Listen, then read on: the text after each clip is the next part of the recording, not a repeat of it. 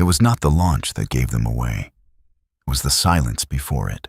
At 1:22 a.m. on March 13, 2026, a signals intelligence analyst assigned to the National Reconnaissance Office's real-time support cell aboard USS Carl Vinson was reviewing a 14-hour backlog of passive emissions data collected from Iranian military communication nodes along the Zagros mountain corridor. When she noticed something that the automated flagging system had processed and dismissed 4 times in the previous 6 hours. Silence. Specifically, the complete and simultaneous cessation of low-band encrypted radio traffic across 7 geographically separated Iranian Aerospace Force command relay stations. Stations that, under normal operational conditions, maintained a continuous low-level heartbeat of encrypted scheduling data, status pings, and administrative traffic that the NSA's collection architecture had been passively harvesting and cataloging for 11 months. The heartbeat had been present at 1:09 a.m. It was absent at 1:10 a.m. across all 7 stations, simultaneously. Simultaneous silence of that kind does not occur by coincidence. It occurs by command. Someone had issued a communications blackout order to 7 separate IRGC Aerospace Force relay nodes at precisely the same moment. And that kind of synchronized blackout is performed for exactly one operational reason. Because the operation those nodes support is about to enter its terminal execution phase, and the planners do not want any electronic emission that could be intercepted and decoded in the minutes before launch. She flagged it at 1:23 a.m. She called it probable terminal phase pre-launch preparation at 1:24 a.m.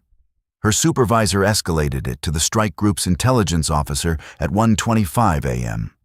By 1:31 a.m., the assessment had reached 5th Fleet Command in Bahrain and the Air Operations Center at Al Udeid Air Base in Qatar simultaneously. The response from Al Udeid was immediate. The base had been operating under Force Protection Condition Charlie since March 1st, the day after the initial U.S.-Israeli strikes on Tehran. Hardened aircraft shelters were occupied. Personnel accountability procedures were already active. The base's Patriot battery had been at elevated readiness for 12 consecutive days. But elevated readiness and terminal phase execution are separated by a distance that is measured in minutes. And at 1:31 a.m., the base commander at Al Udeid understood with complete clarity that the distance was closing. What was inbound had been assembled over 31 days. Following the February 28th strikes that had removed much of the IRGC's fixed launch infrastructure, Iran's ballistic missile planners had executed a doctrine that Western analysts had theorized but never observed at operational scale. Complete dispersal of the Shahab-3 and Ahmad medium-range ballistic missile inventory from fixed garrison sites into a network of pre-surveyed mobile launch positions distributed across 3 provinces in western and central Iran.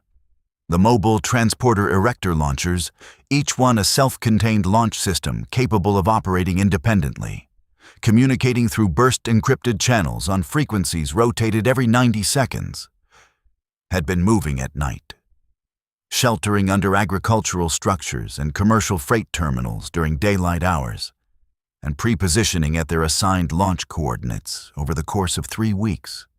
44 launchers, 44 missiles, targeting data for Al Udeid Air Base loaded and verified. Time on target sequencing coordinated to place the first impact and the 44th impact within a 7-minute window. The window that Iranian strike planners had calculated would overwhelm the Patriot battery's engagement capacity before it could reload. The mathematics were not wrong. A single Patriot battery, engaging ballistic targets at the rate its fire control architecture was designed for, would reach reload threshold before the 44th inbound track cleared the threat display. The planners of this strike had done their arithmetic correctly. What they had not done correctly was account for the arithmetic operating aboard 3 Ticonderoga-class cruisers and 2 Arleigh Burke-class destroyers positioned in the northern Persian Gulf. each one carrying a standard Missile-3 inventory that had been specifically preloaded for theater ballistic missile defense in the weeks following the February 28th strikes. And for the fact that the strike group commander aboard USS Carl Vinson had been anticipating exactly this scenario since March 3rd. When overhead, imagery first showed the dispersal pattern of Iranian mobile launchers beginning to converge on pre-surveyed firing geometries that placed Al-Udeid inside their maximum engagement envelope. At 1:33 a.m., the 44 mobile launchers across 3 Iranian provinces executed their synchronized launch sequence. The launches were detected 11 seconds later by the space-based infrared system satellite in geosynchronous orbit over the Indian Ocean, whose infrared sensors registered the thermal bloom of 44 solid-fuel rocket motors igniting within a 41-second window as a threat event that triggered an automatic alert to NORAD, 5th Fleet, and the Aegis Ballistic Missile Defense Network simultaneously. The alert reached USS Carl Vinson's Combat Information Center at 1:33:47 a.m. It reached USS Bunker Hill, the lead Aegis BMD cruiser, positioned on the strike group's northern engagement axis, at 1:33:47 a.m. The engagement timeline for a medium-range ballistic missile from western Iran to Qatar runs approximately 9 minutes from launch to impact. At 1:33:47 a.m., the crew of every ship in the northern Persian Gulf had 8 minutes and 51 seconds. The tactical action officer on USS Bunker Hill had been in her chair for 6 hours. She had eaten nothing since 9 p.m. The recycled air in the CIC smelled of metal and the particular accumulated warmth of 24 people working at sustained intensity in a sealed space. When the SBIRS alert populated her threat display, 44 tracks, red, climbing, their ballistic trajectories already computing against the engagement geometry. She did not react the way the word react implies. She had already computed this moment in simulation and in the private calculation she had been running for 12 days. And what she did at 1:33:51 a.m. was not reaction, but execution. She committed the ship to engage with assist mode, accepted the track data from the SBIRS feed and the 2 AN/TPY-2X band radars positioned in Qatar and Bahrain, and began issuing weapons assignment orders with the precise, flat cadence of someone for whom competence under pressure is not a performance, but a permanent condition. The SM-3 Block 2A launched from Bunker Hill's forward VLS at 1:34:09 a.m. The missile left the tube on a boost phase intercept trajectory, the most demanding engagement geometry in the theater ballistic missile defense architecture, requiring the intercept weapon to reach the target during its ascending phase before the warhead bus separates and deploys any potential maneuvering re-entry vehicles. Boost phase intercept is also the geometry that gives the defending force the greatest engagement time margin. It had been selected deliberately. The strike group had positioned Bunker Hill in the northern Persian Gulf precisely to hold this geometry against launches from western Iran. The positioning was not routine. It had been calculated. The second SM-3 left Bunker Hill at 1:34:17 a.m. The third at 1:34:24 a.m. on USS Lake Erie, positioned 14 nautical miles to the east on Bunker Hill's engagement support axis. The first SM-3 launched at 1:34:31 a.m. The cooperative engagement capability architecture linking every Aegis system in the strike group was now operating as a single distributed engagement network.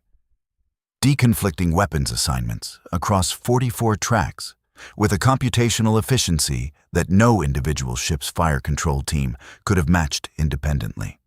The system was doing what it had been built to do. The operators were doing what they had been built to do. The two things together, in the particular darkness of the northern Persian Gulf at 1:34 a.m., constituted the most capable ballistic missile defense network ever deployed in a combat environment. But 44 simultaneous ballistic tracks, even against a network of this capability, do not resolve cleanly. At 1:36 a.m., the engagement picture produced its first complication. 12 of the 44 missiles had been launched from a cluster of 4 mobile launchers positioned in a valley complex in Kermanshah province, at an azimuth that placed their mid-course trajectory directly over the engagement horizon of USS Lake Erie's fire control radar. Introducing a brief but consequential track quality degradation window as the missiles transited a specific altitude band. The degradation lasted 11 seconds.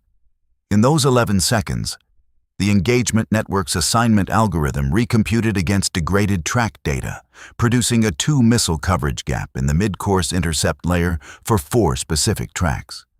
The gap was detected by the network's fault monitoring system at 1:36:14 a.m.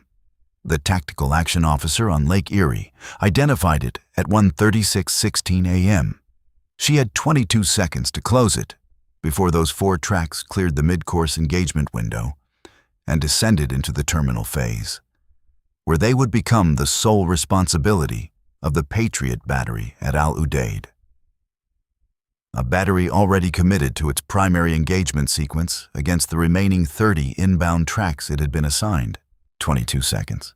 She rerouted 4 SM-3 assignments from Bunker Hill's remaining inventory, accepting the coverage reduction against 2 tracks in a lower priority engagement band to close the critical gap. The decision was made in 11 seconds. The weapons were away in 19. The coverage gap closed at 1:36:38 a.m., 6 seconds before the 4 missiles would have exited the mid-course window entirely.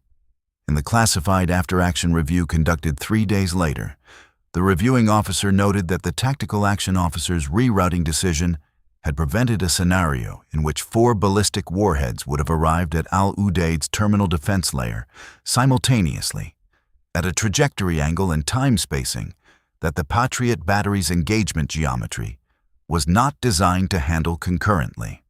Her 11-second decision had, in the dry language of the review document, materially altered the terminal phase threat density against the defended asset. In the language that the 11 seconds actually inhabited, the language of a sealed room, red light, 44 tracks, and a complete understanding of what the display was showing. It had been something else entirely. By 1:39 a.m., the mid-course engagement layer had achieved 31 confirmed intercepts. 13 tracks had survived the mid-course layer and were descending into their terminal phase, not because the mid-course layer had failed, but because the volume of simultaneous tracks, the coverage gap episode, and the mechanical reality of finite SM-3 inventory had produced exactly what the Iranian planners had intended. A terminal phase threat load that exceeded the parameters of any single engagement system. The Patriot battery at Udeid had been tracking all 44 tracks since 1:34 a.m. Its engagement sequence had been running continuously since 1:35 a.m. By the time the 13 surviving tracks entered its terminal engagement envelope at 1:40 a.m., the battery had already conducted 8 successful intercepts and was operating at a launch rate that was approaching the threshold of its reload cycle. At Udeid, the base was a study in controlled, practiced emergency. The hardened aircraft shelters were sealed. The runway was empty. The force protection personnel at every checkpoint were in full protective posture. In the underground command center, the base commander and his staff were tracking the same engagement picture visible on every Aegis display in the Persian Gulf. Watching the track symbology update in near real time via the Link 16 data feed that connected the base's air defense operations cell to the naval engagement network offshore. The 13 surviving tracks were visible on the display. Their time to impact numbers were counting down. The Patriot battery's engagement status was visible. The mathematics were visible. Every person in that room was performing the same calculation and arriving at the same answer and trusting the people and systems between the answer and the outcome.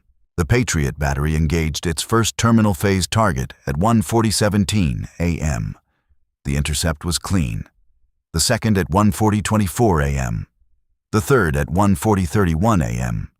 The battery's fire control system was sequencing targets with the rapid, metronomic precision of a system operating at the upper boundary of its design envelope.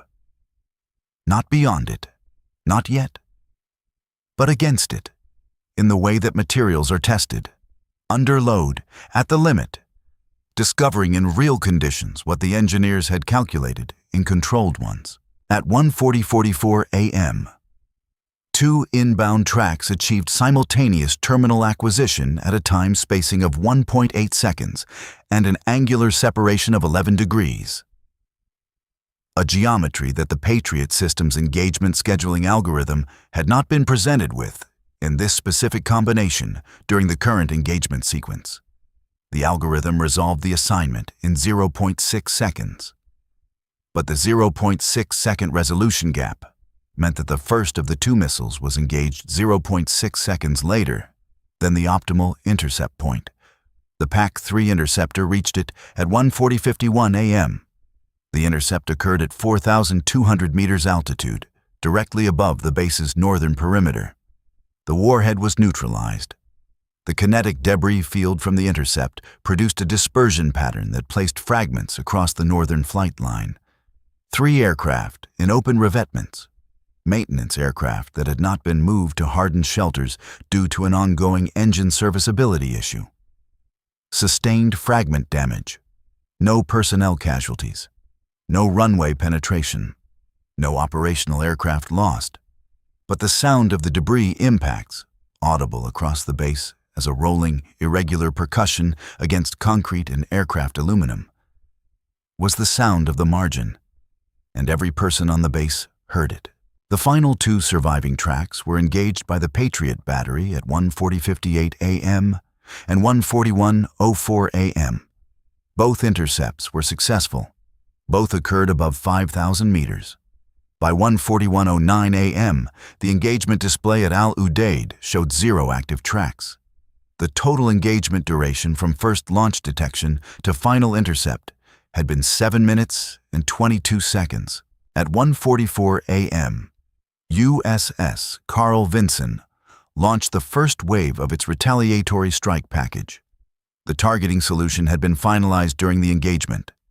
The SBIRS launch detection data, cross-referenced with the AN/TPY-2 radar back-azimuth tracks and signals intelligence from the NRO, analyst's communications intercept work, had provided the precise geographic coordinates of all 44 mobile launcher positions at the moment of launch.